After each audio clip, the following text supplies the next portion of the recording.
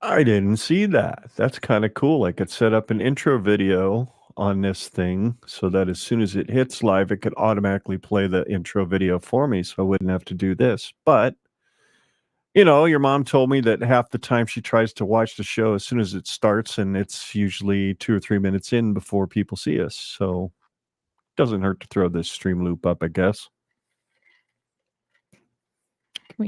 Can we add music? Yeah, we've got music in there we could throw in for a background. Yep. just the cheap background music brought to Funky you by cheap. Yeah. It's that funky stuff you don't have to pay for, Feeding the Ducks. There we go. Yes. I think there might even be. Yeah, I think I've got some of our music on there. We know you too. can hear us. We're still working out the kinks with this, Coach BA. Yep, we're just having fun. I know. Yeah, of course you can hear us, BA. We did that on purpose. And you're wondering, where are you, though? Pre-game banter. We're here to talk about other things. Hey, Moonbot, I can't wait to talk to you tonight. This is going to be a good one. Therapy session, gentlemen. We are having a therapy session. It's going to be fun. Well, I don't know if it's going to be fun, but it should be helpful. So, well, shit, I suppose we should get to it, huh? Yep. All right, off we go.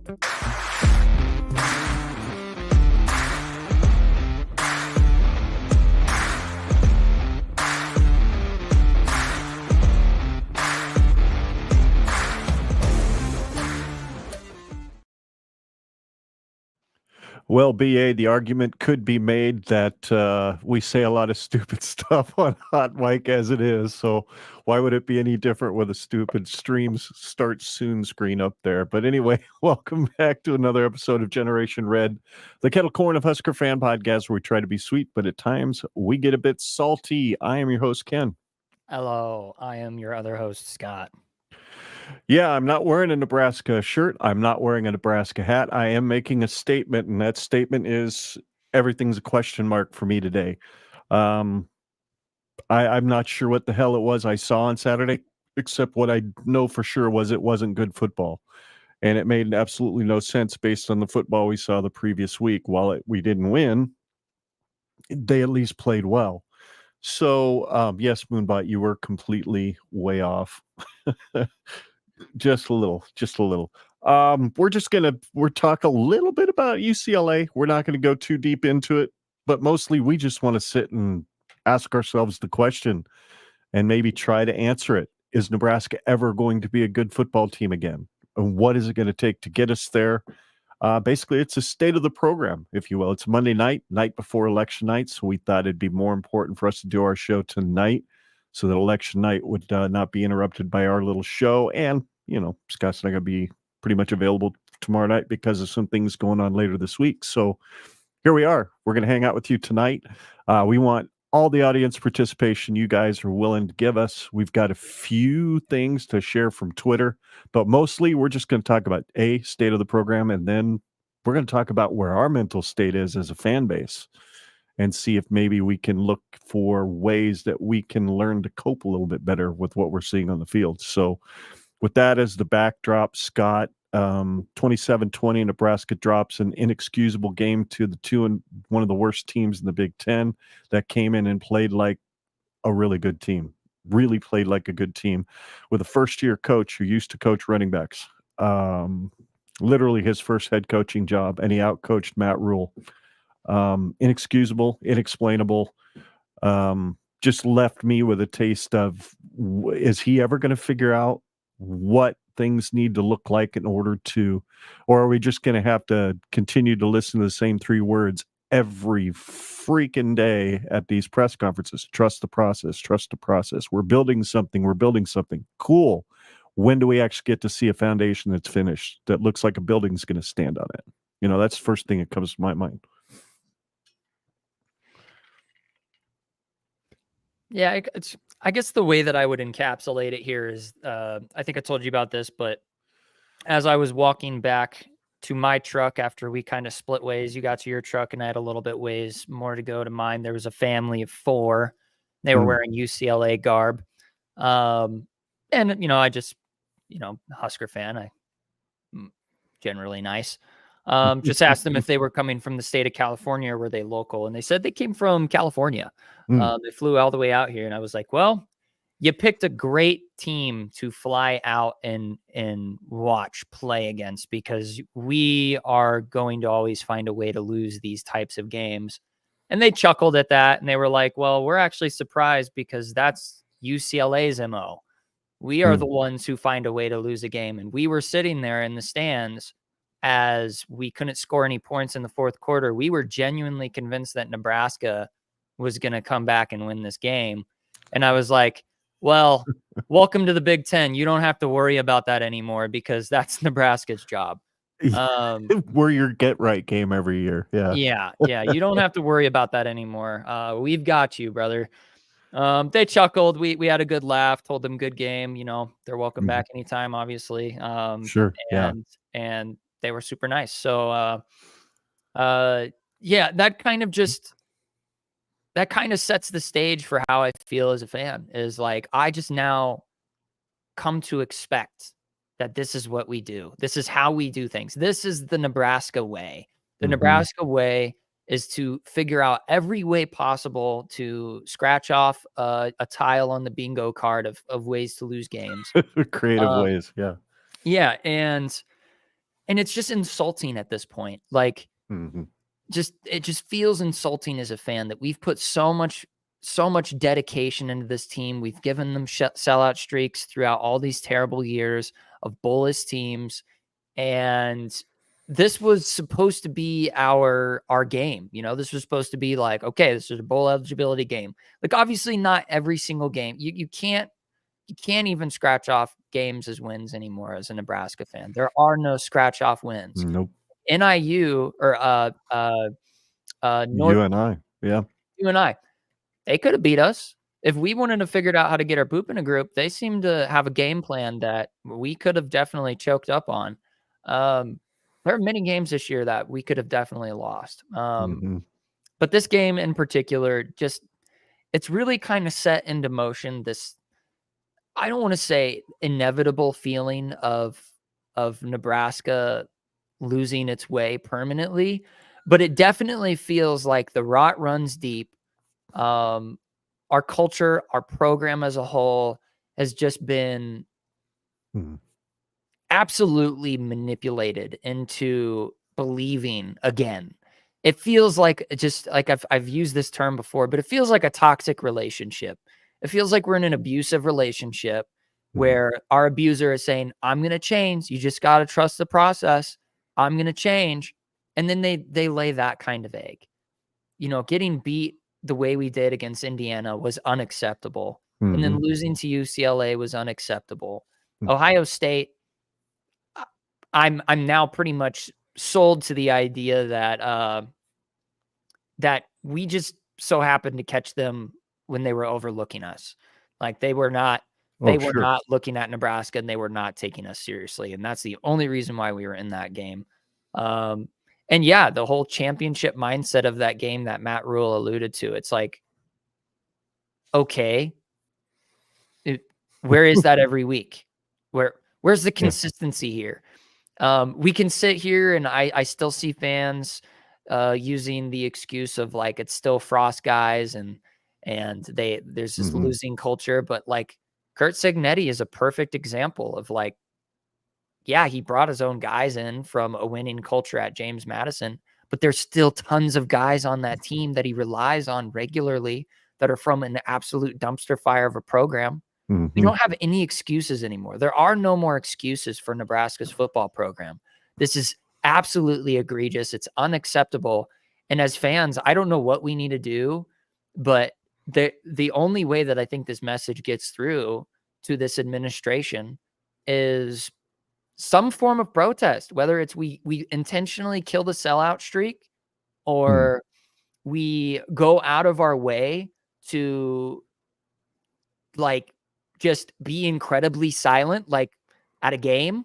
Like, if we just collectively decide as a program that we want to shut up and we're not going to cheer and we're just going to sit there and watch like a skeptical coach would. A coach isn't cheering their team on. A coach is coaching them. And so like, what are we to do?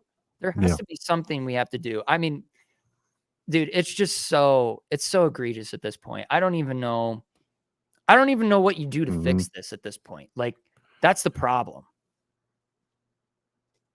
Yeah. Coach BA says, if we consider that this is the fans' fault, No, Colin Miller. Making reference to someone we'll talk about later when we kind of get into our segment where we're talking about, the state of the fan base. Jason Patterson says something interesting here.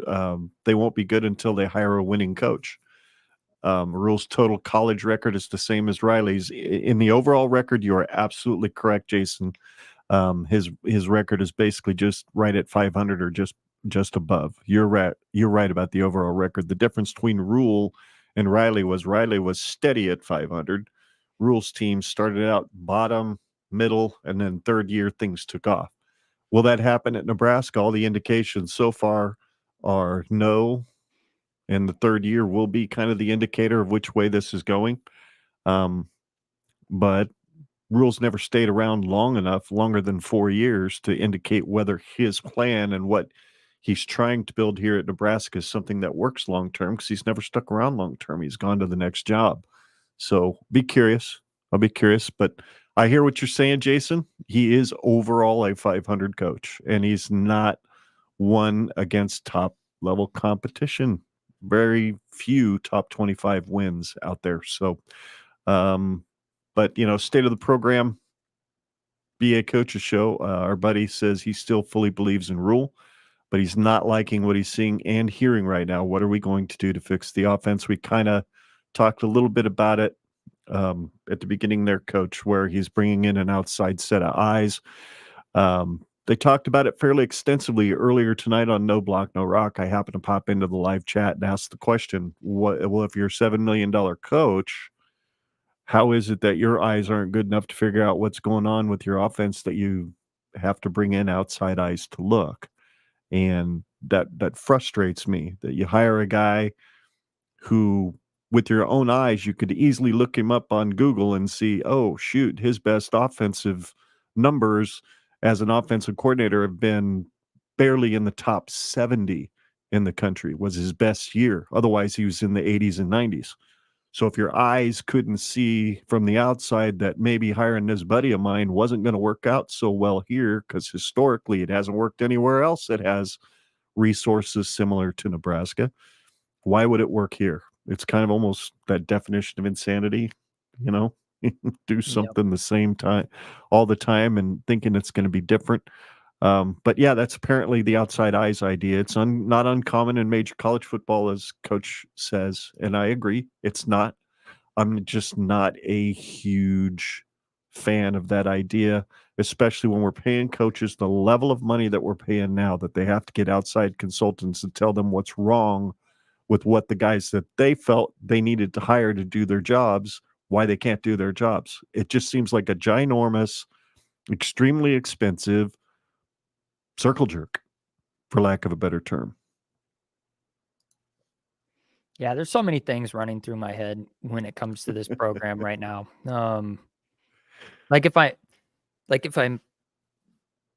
If I'm trying to separate my fandom and if I were just an outsider looking in at this program, yeah, it truly does look like a situation where you've got a head coach who can say all the right things, but does he have the pedigree to get the right guys in there that can change a program and can build a program?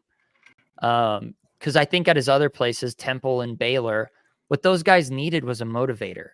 They didn't need crazy X's and O's. They didn't need anything outside of just somebody who believed in them. Nebraska doesn't need necessarily that at this point in our program. We don't need somebody who's going to give them a rah-rah speech. They need somebody who can teach them fundamental football and can teach them how to win, not what a winning mindset is supposed to be. Because a winning mindset only takes you so far. It's like if your mindset about your car is that it's going to take you 1,000 miles across the country, but you've done nothing for its maintenance upkeep, you have a very good chance of breaking down. And I think that's what we're seeing. We're seeing a car that has been bought, that has never been maintained. It's completely broken fundamentally. And we've just got a coach who believes that it can make it 1,000 miles and is like, no, you got to take that damn thing apart and you got to rebuild it from top to bottom. And you need to have guys in your program who know how to do that. And at this point, we're at year 2, and it doesn't look like we have the guys that can do that. We've got some pieces. I still like Tony White. I think that's it. I mean, well, okay, no, there's some assistant coaches I do like, defensive backs, and just pretty much anything that's to do with the defense. It's as shoddy as they've been, and as unpredictable as they've been. We still have a good defense. I love our defense. I can't knock them down too much. But offensively, we are clearly lost. We are absolutely lost. And I think that has to do with Matt Rule's blind side, which he's openly admitted is that he's not an X's and O's coach. And that goes to what you were saying, that he has to bring outside help in to figure out what is wrong with this program fundamentally. And that is absolutely an indictment on Coach Rule's pedigree as an X's and O's coach, which he's not. So it's great. It's great that you're a motivator. It's awesome. But get you somebody in this program that can fix things. Sure. It's just so frustrating. Oh, I got you. For those of you who are brand new watching tonight, I don't know if there are any, but if you are, you can follow us at Gen Red Pod on Facebook, Twitter, and YouTube, as well as Generation Red on your favorite podcast app to listen to the audio version of this show, which will drop tomorrow morning. You can also like and subscribe. We'd appreciate that. Join the conversation by interacting with us in the live chat, leaving us a comment down below if this is after the fact. And our website, genredpod.com, and email at genredpod@gmail.com. And Generation Red merchandise is now available to purchase. Click on the link in the live chat or in the comments section. It's right at the top of the live chat. So we appreciate that. Thank you so much for watching tonight. Thanks for participating. We appreciate all of you very, very much. Kyle Byers, my buddy, my fellow videographer. Actually, he's a master videographer. I am just an ographer. I'm not sure if you can add video to it at all. So he says, talk through the pain. That's the whole point tonight, Kyle. We're going to work our way through the pain. Hopefully the pain will lessen as we go. What bothers me most is that we're figuring out what's wrong with 3 games less, says Coach BA. No, now is the time to actually take action to fix it. Just my opinion. I'm beyond frustrated. And you know what, Coach? There's a graphic I'm going to throw up here real quick, which illustrates this point.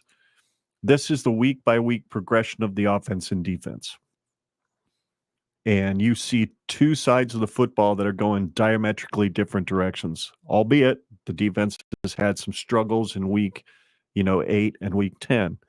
But for the most part, they have basically been getting better every single week. And meanwhile, the offense has done nothing but regress from being ranked 33rd in the country after week 1 to being ranked 99th in the country this week. So thank God we're being marked safe tonight from watching Marcus Satterfield call plays. That definitely helps us talk through the pain a little easier. But I'm struggling too. I'm struggling because as we were watching the game, I was scrolling Twitter here and there, and I believe this was tweeted. I've got a banner here from Jake Sorensen from 93.7 The Ticket. And I believe he tweeted this during the game. You can follow him at N937 Jake Sorensen.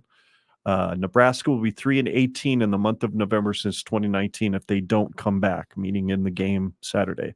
Iowa is 19-1 in November in the same time frame. You make your own interpretation of what that tells you.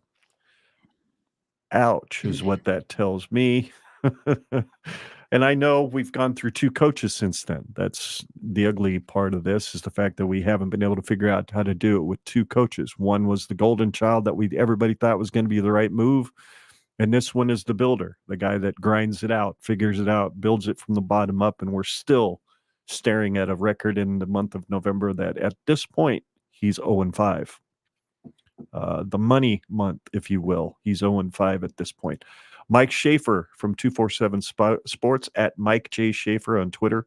A program that has every possible resource and has a fan base that is asked to not just come to games, but donate to the athletic department, and the collective got outcoached, outplayed by a 2-5 UCLA team, and is once again wandering in the November wilderness. He has a way with words, and I don't think anybody could have said it better. I believe Common Fan even used his tweet on their show earlier today. Another one of those podcasts you guys don't want to miss. Those guys are really, really good. Got to meet them on Saturday at their tailgate. Hey, I'll show up and hang out with anybody for free Chick-fil-A. They had free Chick-fil-A there, so that was awesome, including Chick-fil-A sauce, big freaking bottles of it. It's awesome. Yep. So just those two tweets there kind of say the same thing, Scott. And it's kind of saying what we're saying, that we have all the resources in the world. We've got a $1 billion facility. We've got $1 million coaches who are paid big money to figure things out. And here we are. We look like they look like an FCS team at times against UCLA on Saturday. Like they were unprepared, incapable. You heard the coach say after his press conference, they did some stuff we weren't expecting. Well, no kidding, coach. That's what coaches do. They come up with stuff just for you. And if you're not prepared for it, you're not prepared for it, but you got to figure out what to do to adjust to it. Until the second half, I didn't really see too much adjustment. But anyway, with all that went wrong, it still was amazing. We were only down by 7 points or 6 points going into halftime. So I guess that's a positive. I don't know. Help me out. Yeah, at this point, Coach Rule and staff are just going to have to do some radical things, because they're going to, I really believe that we are on the precipice of losing a big chunk of the fan base. Mm-hmm. Like, we're still going to be fans. We're still going to probably passively watch games, but I think viewership is going to start going down. I think that game attendance is going to start going down, because I think that at this point we have just been so long overdue to just see a pattern of change for the better. Like we haven't. It's been 6 years. We had 4 years of Frost. We're now at year 2 of Rule, and it's still the same program we've always seen. There's nothing changing about it at all. And we can only deal with so much of it. Like, I'm not interested in going to games next year until I see us start winning. I'll probably still go to a game, just why the heck not? But yeah, it's just going to be one of those things where, like, if your expectation from me as a fan is to just show up, cheer, no matter what, like, you've got another thing coming, buddy. Like we're human. We can only deal with this for so long. You know, it's frustrating. It doesn't mean that we're going to, like I said, it doesn't mean that we're going to stop being fans. It just means that you're just not going to get as much money from us. Okay. Like the cash cow that is in the Nebraska fan base is, I know I see a lot of cynical people that say that the Husker program has no desire to really change anything, or they don't really have much of a motivation to change it because the cash just keeps rolling in from a completely cynical understanding of business practice, of like the corporate, oligarchy that is some of our systems that I'll admit exist in the world today. Like, if you want to look at the Nebraska program like that, by all means, live your miserable life that way. That's fine with me.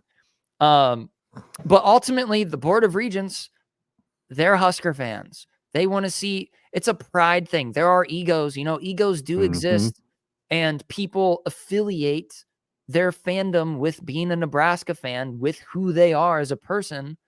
And there isn't just this cabal of hand-rubbing megalomaniacs sitting there in their Board of Regents room thinking, how can we squeeze out as much money out of this fan base as we can with producing the least amount of success?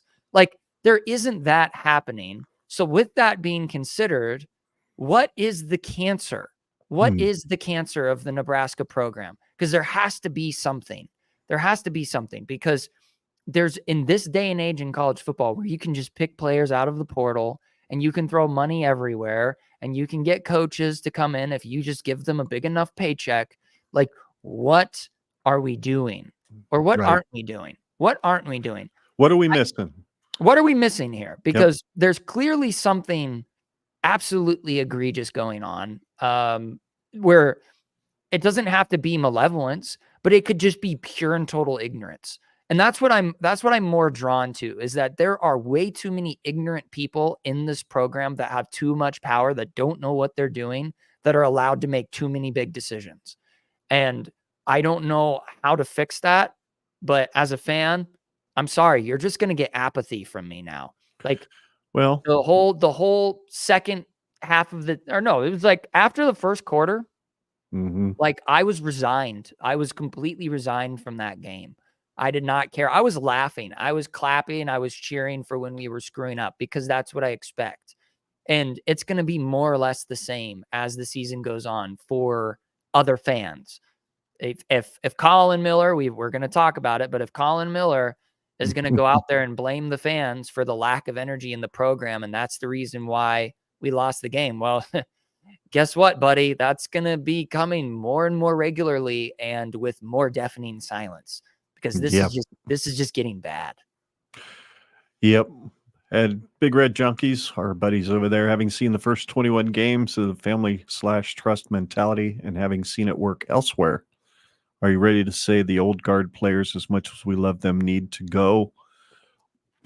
Maybe there's some personnel switches that need to happen. Maybe the guys that are underperforming need to sit and watch some young kids try to take their spot in the next game. Who knows? What the hell you got to lose at this point? I'm not flushing the toilet yet on all the old players, because I tend to believe that the dudes that stuck around and wanted to come back and get it right really do have the right motivation.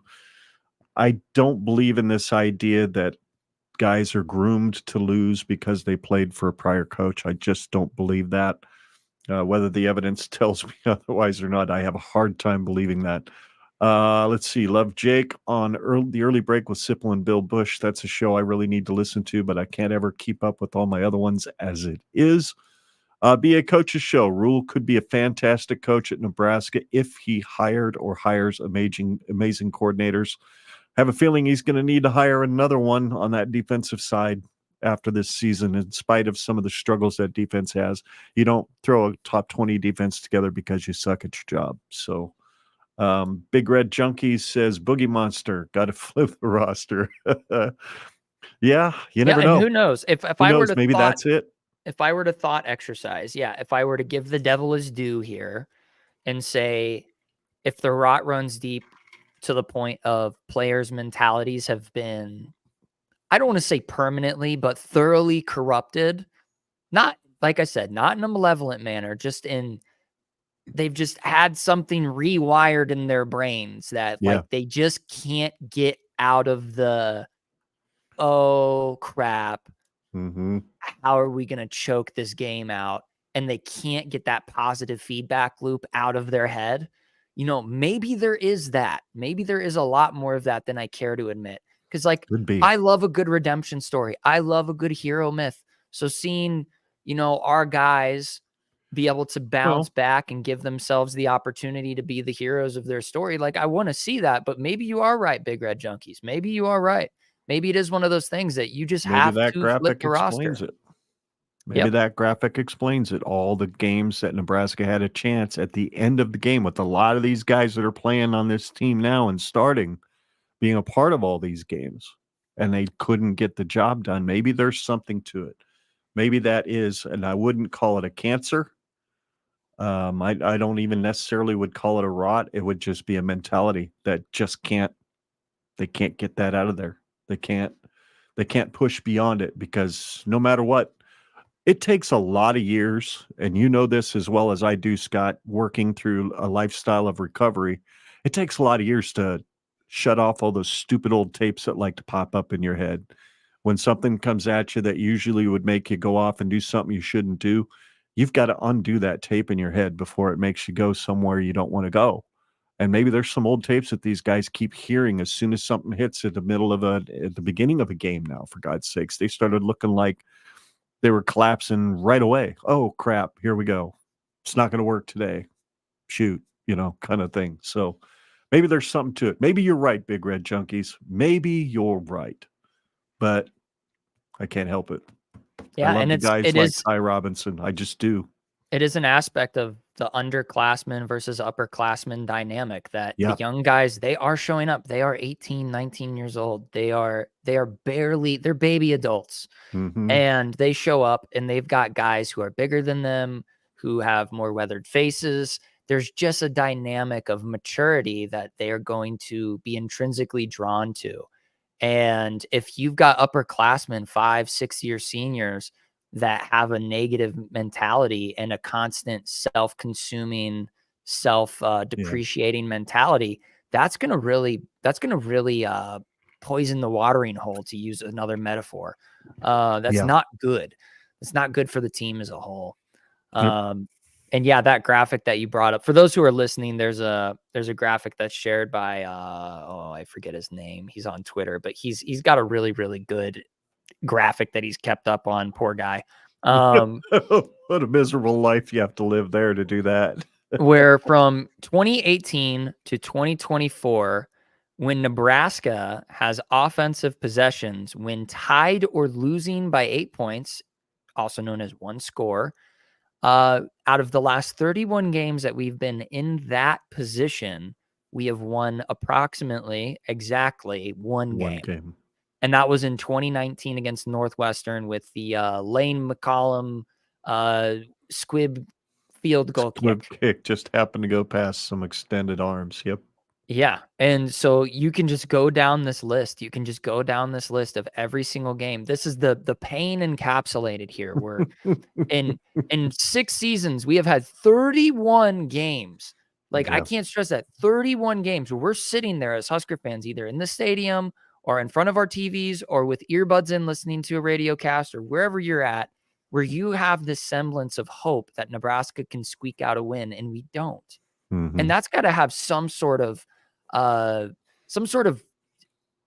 like, I keep using this term, but rotting effect to the mentality of the team as a whole. There are still guys on this team from 2020 and 2019. Mm-hmm. And that has got to just be etched into their brain. And like you said, the metaphor of tapes, as like we said, as we're both recovering with our own vices. And the major thing that you have to work on, like you said, I'll double down on it, is you've got to rewire your brain. Essentially, Yep. you've got a neural pathway, one that's easy. It's the default mode that you have built your entire personality around going to every single time. And we've got guys on these teams that their route that they want to go as soon as things get tough is, oh, here we go again. And to give the devil his due, maybe there is some roster changes that need to happen. But with Matt Rule, I don't see that even being a possibility. Nope. Matt Rule's coaching philosophy is not to just dump guys to the side of the road as broken pieces. Tom Osborne wouldn't have even done that. No. Tom Osborne did everything he could to keep everybody on the roster that he possibly could, to a fault at times. And I think that's fine. I think that's fine. It's just, what do we do now?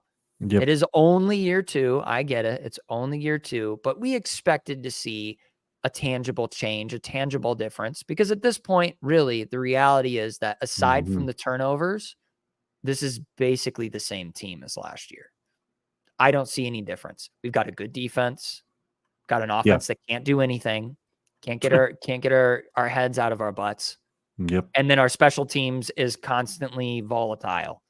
They're never doing great things, except for the Ohio State game where he nailed 3 field goals in a row. But we're not doing things consistently. It's the same identity as last year. So that is an indictment on the coaching staff. So something needs to change. They got to fire some people, unfortunately. There's people who, Satterfield's got to, I don't know where I saw this. I think it was Facebook. It was a video of somebody sitting in the stands, and they just look over This is in Memorial Stadium. They just look over. They're on the east side of the stadium, and they just look over, and there's the McDonald's M Arch. And they're like, "Oh, look, there's Marcus Satterfield's new job. You won't have to go that far." Yeah, I saw that too on Twitter. That made me laugh. Yeah, it's like at this point, like people are getting fired. It's just that's what it is. And if he doesn't, then good luck, buddy. You're either completely tone deaf about your fan base currently, or you are just wildly optimistic, or both. But yeah, you're gonna lose some fans here in this November stretch that I have zero confidence that we win some games. And even if we do, this is how apathetic I've become. Even if we win any one of these games, I'm not gonna care. Because I know that nothing about it is going to change my opinion about the things that I'm seeing right now. Even if we win out, if we win every game and we go 8-4, like I'm still going to hold the same opinions because I don't think that this changes. I don't think it's a coaching thing that suddenly magically gave us the pill that we needed to fix all that ails us. Mm-hmm. It's not going to fix anything. So unfortunately, that's how I feel. I don't know if anybody else as a Husker fan feels that way, but seriously, if we win the rest of these games, it's not going to change my opinion about this coaching staff. They've got to fire some people. Yeah, and if they happen to win every game the rest of the way, chances are it's not going to be pretty.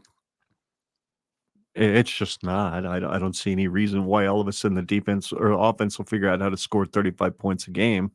Because to me, that would be the only unfireable reason to not let people go, is if suddenly they figured out how to score points, and they suddenly figured out how to call plays, and they suddenly figured out how to leave one running back in the game when he's actually smoking. He's doing something like Emmett Johnson had a couple of good plays, and then they yank him off the field, or Ramir Johnson averages 9 yards a carry the couple series he was in, but you don't see him again.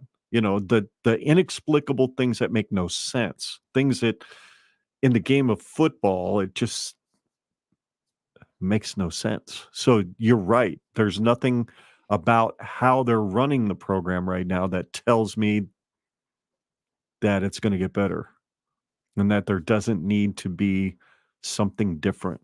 So, yeah, there we go. Where's the team who played scrappy against CU? We don't look prepared. Saturday was embarrassing. Yes, it was. And that falls on the coaches. Yep. So, hey, we've inspired your mother to engage in the live chat. Yes. It's a win. Bad things are. It's a win. Yeah, it's either things are that bad or it's such a compelling topic she actually felt like weighing in.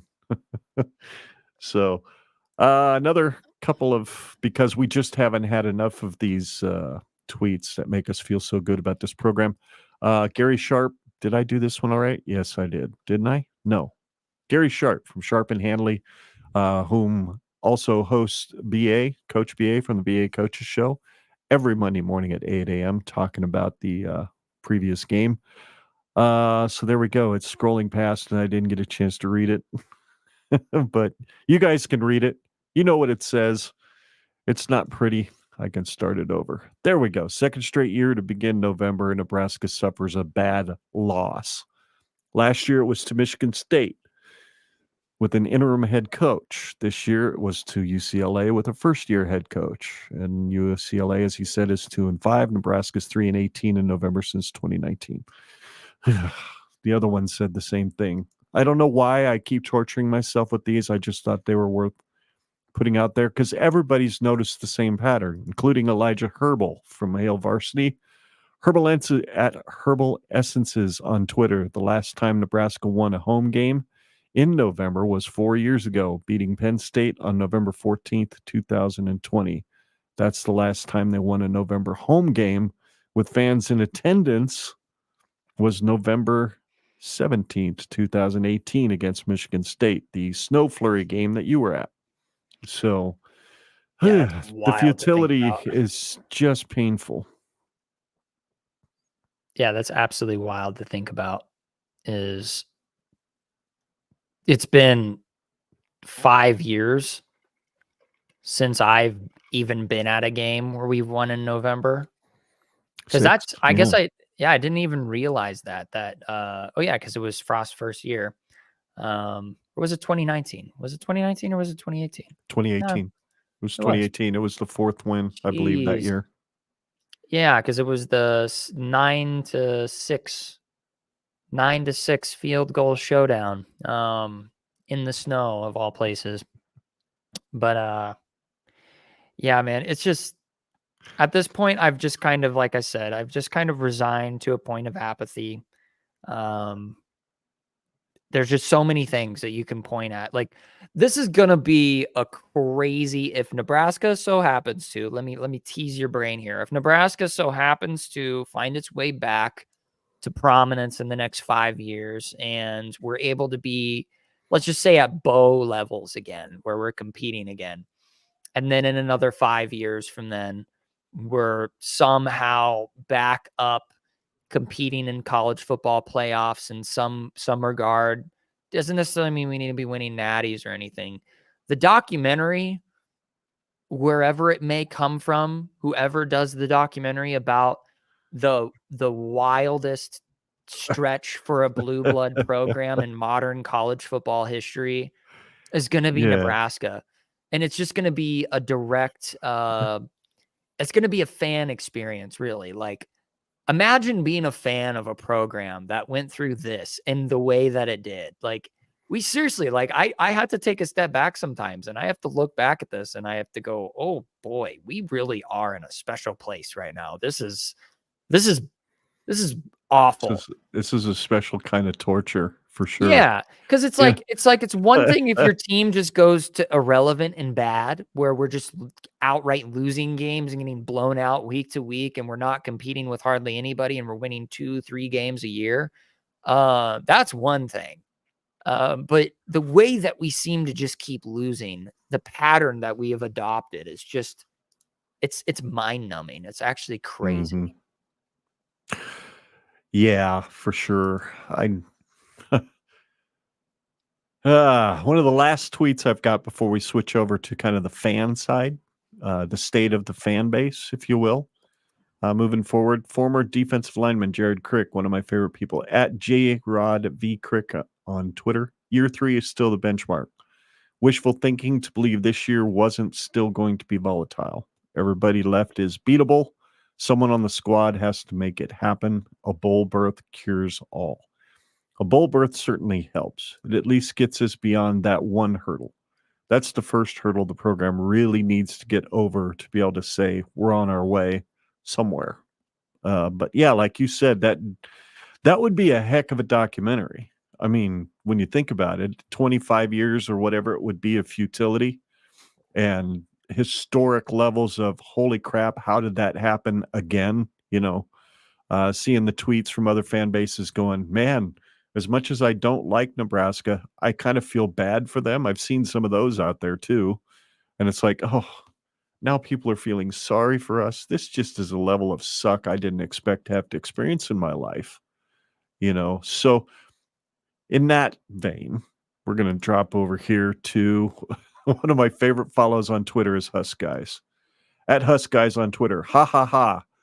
An ironic ha ha ha. I know we have one of the most remarkable bad records in one possession games in the history of life. but to mount a wild comeback and then throw one off of your receiver's hands on the 10-yard line in the last minute, who is hit and subsequently goes unconscious in midair, and the ball hits his leg. And it's in defender's hands for an interception. Well, that is a special form of torture I didn't know existed. Yeah, and that play right there is the microcosm, especially of what we've seen in those 31 games. That one win out of 31, that's a microcosm. Because there was so many crazy, impossible plays like that had happened in those games where you're like, why? How? Why? We don't know. Maybe that's the name of the documentary, like that, the blue blood that bleeds scarlet, or just the how and why, or firing the Nebraska way. Why 9-win coaches should still be in Lincoln, something like that. You know, I'm going to do something radical here, and I'm going to shoulder all of the responsibility on me personally. The whole universe revolves around me. There you go. So let's get that out of the way first. First things first, I am the most important entity on planet Earth right now. Humbly, I will say humbly. Humbly, yes. Gotta If I qualify. didn't join the Marine Corps, none of this would have happened, because if you think about it, put on your tinfoil hats here, connect the dots. I joined the Marine Corps in 2014. That gets Bo Pelini fired, guys. And then I get out of the Marine Corps in 2018. That gets Scott Frost hired. I'm just saying, if I would have just, I don't know, been a loser and worked at Wendy's for the rest of my life, no offense to anybody who works at Wendy's. I like their burgers, but yes, I do too. maybe I could have sacrificed my life, everything that made my life what it is, if I would have just known that I am the center of the universe and everything revolves around me. And when my life is good, Nebraska's is bad. So what I need to do now is somehow destroy my life, and then everything goes back to normal, guys. That's all I'm saying. 100% chance that this is an accurate assessment. I don't see any reason why I would be wrong. There's no other, I can't see any other thing that would make sense other than that. There you go. It's on BA Coach's show. Okay. No, BA, only the universe can revolve around me. You can't take my shine. But no, Coach BA says, no, Scott, this is on me. Nebraska last won a conference title in 1999. I was born in January of 2000. Ooh, this is my fault, and I need to die for this to be good again. What if we were to go together to the 50-yard line and do some sort of, like, I don't know, ritual of some sort? Sacrifice. I don't know. I'll bring my 401k and then I'll burn it. From the Marine Corps? Just all of it. I'll get all of my equitable assets and burn it at the 50-yard line. And then we will rewrite your birth certificate. Like that might be a little overreaction, but I get what you're saying. Big Red Football 7 on Twitter. It's literally crazy to think where we are as a program right now. It's like we're in the Matrix. Literally ranked in the top 25, which of course I wrote 26 because I can't type. Media talking possible playoffs, to wanting assistants fired and questioning our head coach. Maybe I'm just naive. Same with the Frost era. I'm losing my mind. Yeah, that was a rambling tweet that kind of wrapped up where my thoughts were constantly going all night, Saturday night after the game, just kind of back and forth between everything that we'd seen and how it could possibly happen that way. Turbo Husker also on Twitter at Turbo Husker. I'm tired of hearing the Husker players and coaches saying they are better than they showed in the game. You are what you are. You are what you show in the game. Nothing else matters. I completely agree. I'm kind of tired of hearing that narrative too. Or like I said before, oh God, they showed us some stuff that we weren't expecting. That's what you need to expect. You're not going to expect, you know what the other team expects? They expect Satterfield to run the stuff that Satterfield runs every damn Saturday because he never changes things up. It's always, as NBNR put it on their podcast, he has 3 plays. It's boom, it's bust, or it's behind the line, or cutesy. It's going to be real cute. It's going to be an end around at the 2 freaking yard line when you've got Dowdell in the backfield. It's insane. Just some of this stuff just makes no sense. But yep, it is, and he encapsulates that perfectly with the. I think I said this a couple podcasts ago that, yeah, essentially, you aren't what you say, you are what you do. That's the definition of integrity. Yep. Your words align with your actions, and at this point, I just want to see actions. I want to see change. I want to see them grind out a win, and then do it again, and then do it again, and do it again. Yep. And until you can do that, I don't care what you have to say. I don't care what Isaac Gifford has to say in his little press conference talking about this, that, and the other thing, Ty Robinson, whatever. Like, You guys are all talk. See how that works for you in real life. When your boss is at your desk and he's like, "Hey man, these reports that I expect you to do, and hey man, these responsibilities that I hired you to do are not getting done." Well, man, I'm just here to tell you that, like, I know I'm better than this. I'm just saying, like, I can do better than this. It's like, just shut up and do it then. Like, Yeah. I don't want to hear it. You're fired. Yes, exactly. Boy, there's a lot of people taking blame. You have Coach BA took blame. You took blame. I'm not going to take blame. I mean, I got to see the 90s. So I'm the guy that was sitting over there going, don't fire Solich. Give him a chance to figure it out. Don't get rid of the Nebraska way. Don't get rid of the power run game. That's what made us unique. But hey, here we are. Oops. Moonbot. Tut. Ooh, we saw it with Scott Frost. He did have his guys carry the boats. Yep. He had his guys carry the boats, and yeah, that worked. That worked really well. Yeah, no kidding. No kidding. It's one of my I think I've favorite got clips of all time. one more banner, as if we needed more pain. SSN_Nebraska on Twitter says, since firing Brian Ferentz last season, Iowa has scored over 30 points 6 times this year. 4 of those have been against Big Ten opponents. Coaching matters. I'm afraid Marcus Satterfield is Brian Ferentz. You know what's surprised crazy? me? Remember when Brian Ferentz was in the building at one point in the offseason? And everybody lost their minds? Maybe that's the poison. Maybe that's what poisoned the well, was somehow he got his head and his brain in there and said, try this, this, this, and this, and then giggled like Joker as he left the building. I don't know.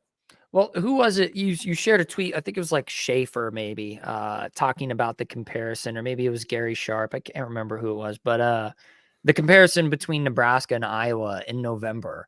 And the context that's even crazier about that is, even with Iowa's completely anemic offense, they were still able to generate 19 wins and only 1 loss in November. There you go. It was Jake Sorensen from 93.7 The Ticket. Yeah, Jake Sorensen. 3-18 in the month of November, and they're 19-1. Yeah, and so it's like, you can have a pretty terrible offense and still generate a good win-loss column. It's possible.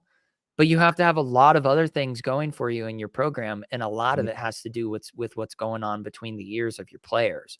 And that's a direct reflection of the coaching mentality and the coaching competence. Like, you can only be as ignorantly confident as you can before it starts to show cracks. But if you are ignorantly confident, but you actually have if you are ignorantly confident with an abundance of competence, you're probably going to win that battle more often than not. Yeah. Nebraska is clearly overly confident and lacks incredible amounts of competence. It's bananas. Well, there you go. That's our opening to talk about Mr. Colin Miller, if you want to. I don't know if you want to run down that rabbit hole for a minute or not, but it's our fault, apparently, according to Coach BA, as fans, for not yelling enough when UCLA stays on the field all game, which, weirdly enough, Coach, we actually had 1 minute and 20 seconds or something like that more time of possession than UCLA did. But they absolutely ate our lunch in time of possession in the first 2.5 quarters for sure. Yep. In that second half, we had a lot more possession, but we shouldn't have. That was the thing. We shouldn't have wasted so much time off the clock. Like, where was that? Gosh, dude, why were we wasting so much time? It's like 6 minutes and something. 6:47, I think, when we got to the 9-yard line, and it was 3:57 when we scored. Yeah. Yeah. It's like, and we were literally the whole crowd was yelling, get up to the line, run the ball, do something. Yep. And they're just sitting there in their huddle, just dilly-dallying around. And it's like, if you have to sit there in the huddle and like scheme up a play when you're at the 3-yard line, and then what it ends up being is everything we've seen every single time before, then what are you doing? Hey guys, you're not going to see this coming, but we're going to do exactly what we've always done. What do you think? They'll never know it's coming because it's only come every single time we've been in this spot, but they'll never see it. Yeah. Because if we just keep doing it, maybe they will eventually think we're not going to do it. Yeah. Yeah. Maybe they'll think we're passing. Oh, wait, we did pass after we got a first down after 5 yards on a run. So maybe the fans were supposed to throw nacho cheese. I'm not sure. Is there an obscure reference to that? Or just I'm that we not sure. should throw Just throw nacho cheese, I throw guess. nacho cheese?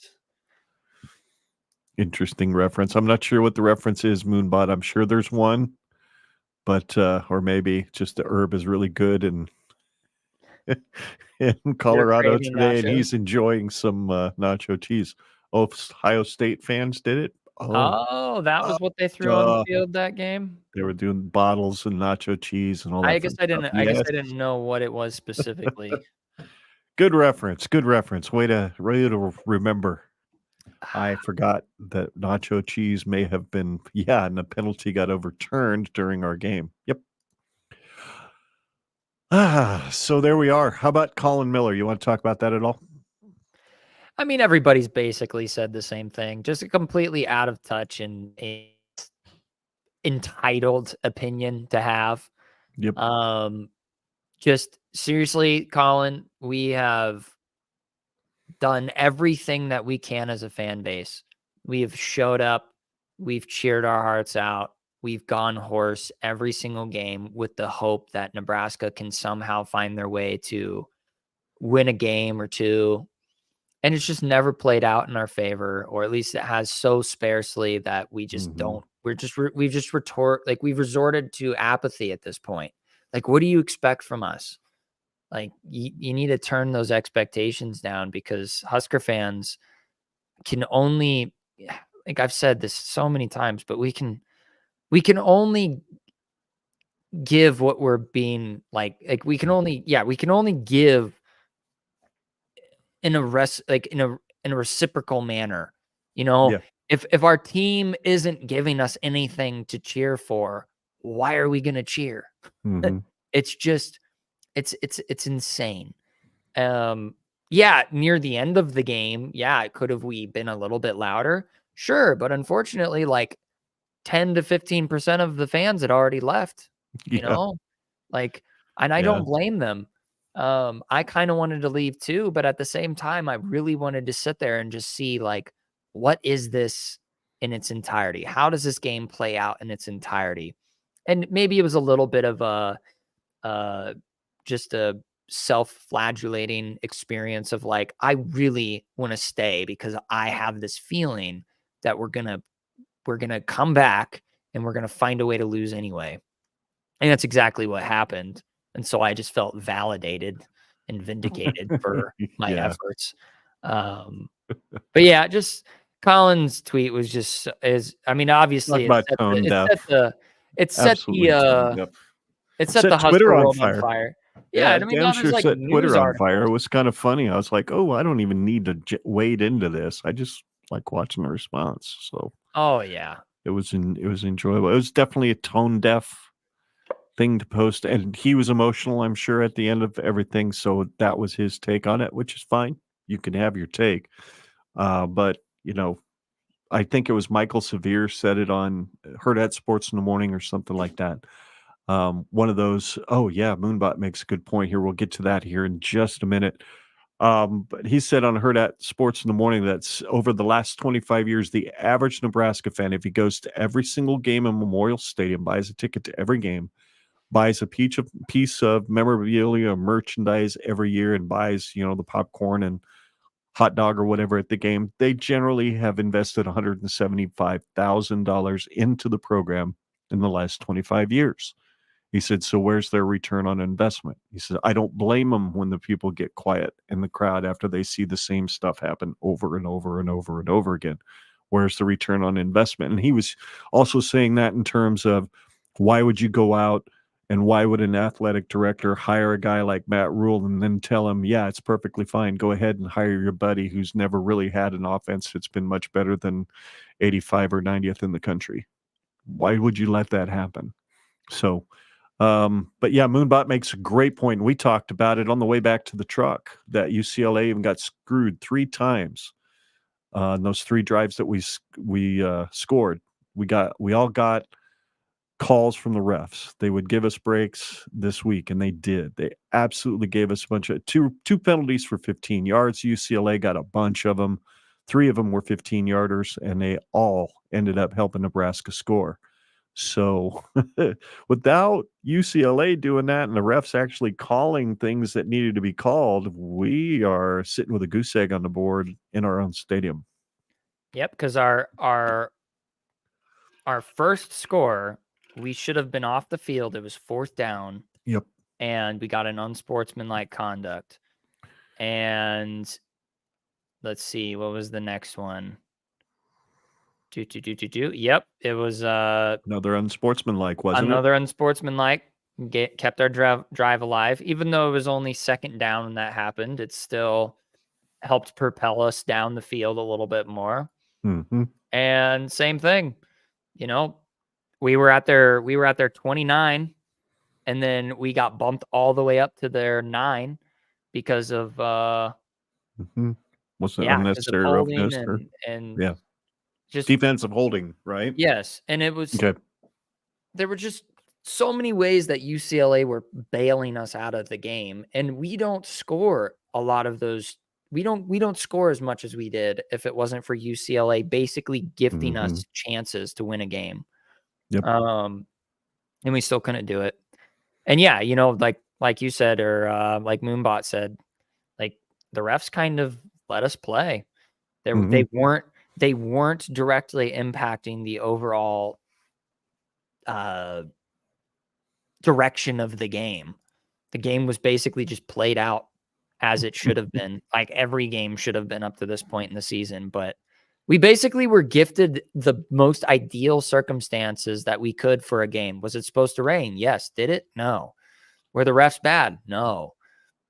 It was a nice, cool night, so our guys weren't going to get too hot, but they weren't going to get too cold. Awesome. What was the wind? Basically non-existent. Like it was a beautiful, you know, all things considered, it was a nice November game. And all of the conditions were ideal for Nebraska to win. And we could not get out of our way. It was so maddening. Just maddening.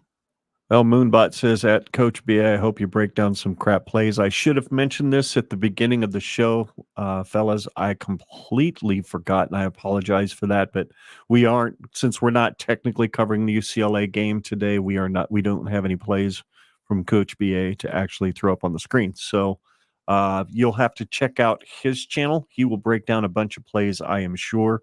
So make sure, Bot, that you're subscribed to the BA Coaches Show. And again, I'll just remind everybody he's on 1620 The Zone every Monday morning at 8 a.m. to help Sharp and Hanley break down some portions of the game.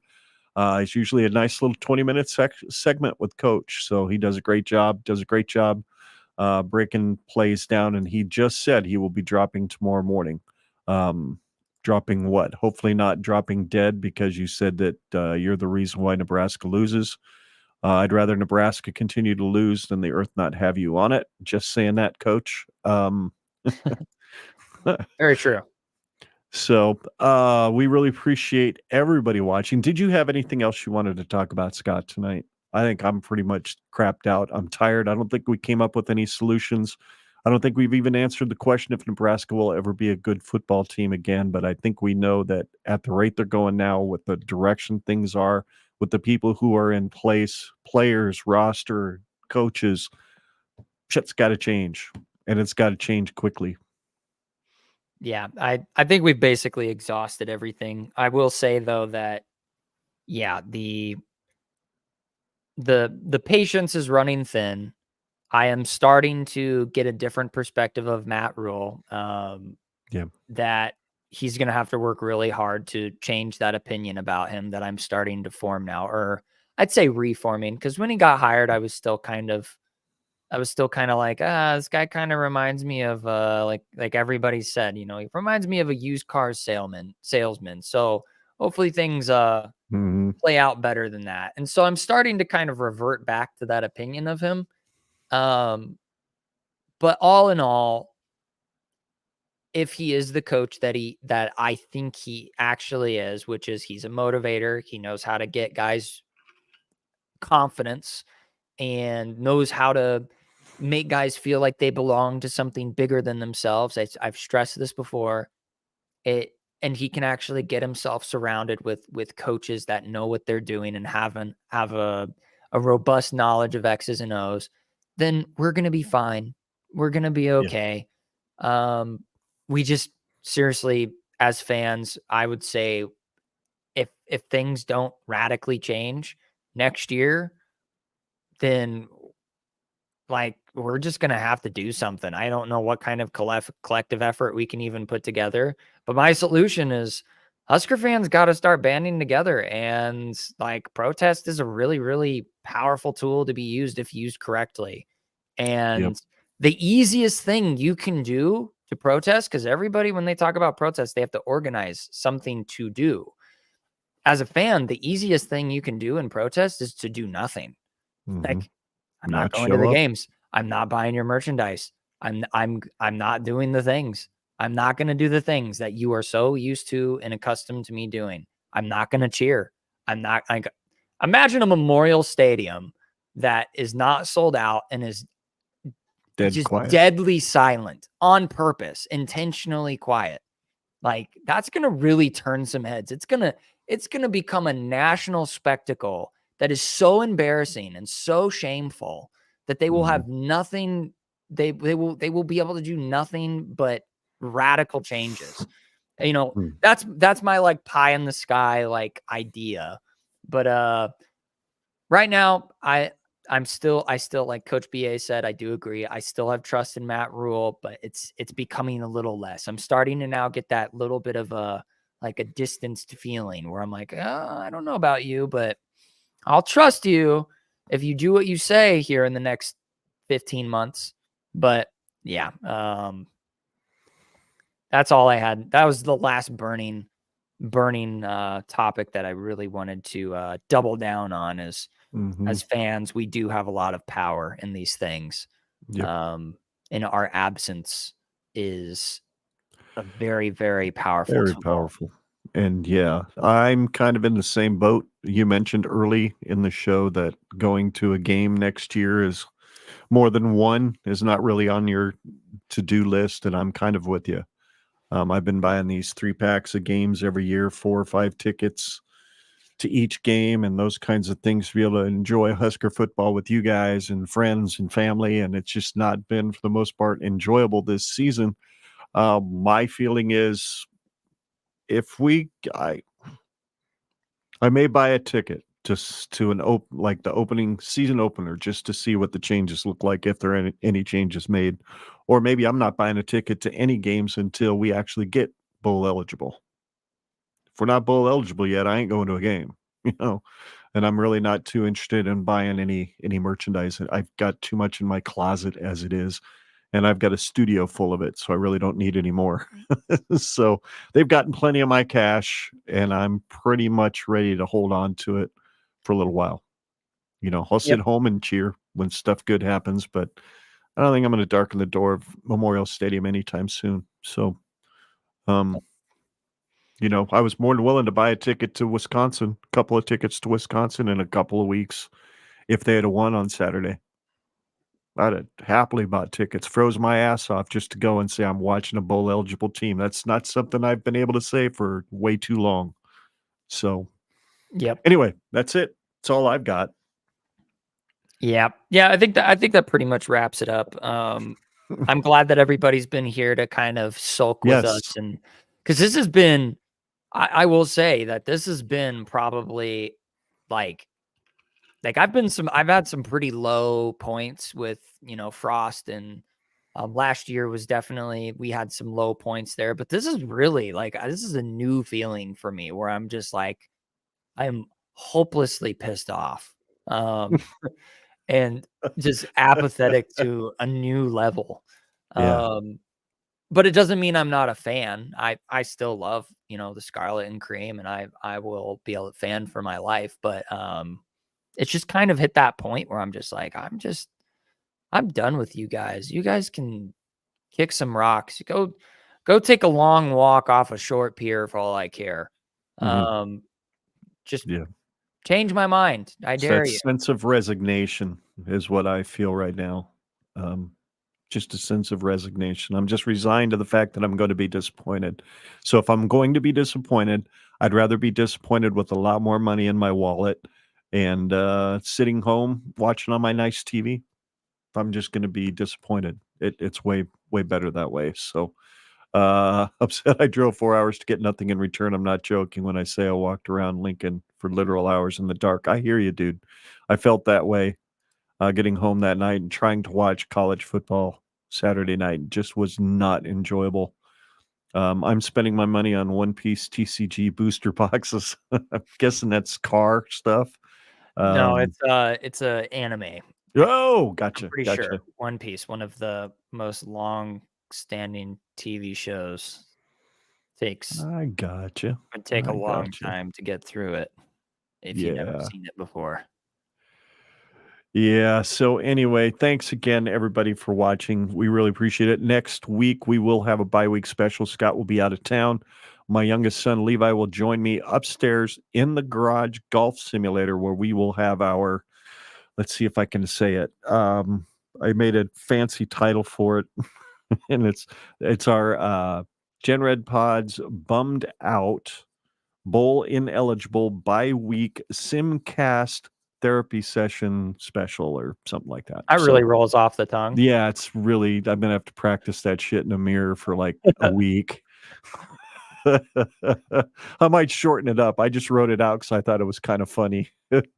But that's what we're going to do next week. So don't make too much fun of our golf swings, but we'll just kind of hang out and hit some golf balls and just talk about what we'd watched the last 10 weeks and what we hope to see over the next 3 before the end of the season. So we might do a little bit of a preview of USC. We might not. It just depends. But thank you, Moonbot. Appreciate you very much. Appreciate you participating. Coach, thank you for participating.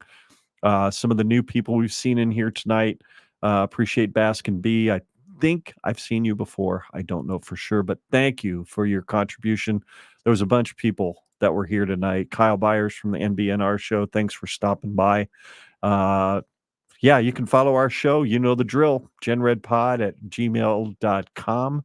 Genredpod.com is our website. Genredpod on Facebook, Twitter, and YouTube, or Generation Red on your favorite podcast app. Don't forget to leave this video a like and make sure you leave us a comment if you watch this after the fact. We'd really appreciate it. Leave us a rating and a review on your favorite podcast app. Helps other folks find the show. And until next time, he's Scott. I'm Ken. Together, we are Generation Red, and we are here to chronicle Nebraska's hopeful, maybe, perhaps, we don't know for sure yet, return to college football greatness. One podcast at a time, because there's no place like this place, Nebraska. And Iowa's corn, it just sucks today. That's all it is. Yep, absolutely. We'll see y'all next week from the golf simulator. God bless. Go Big Red. And don't forget to go vote. Go Big Red. Good night.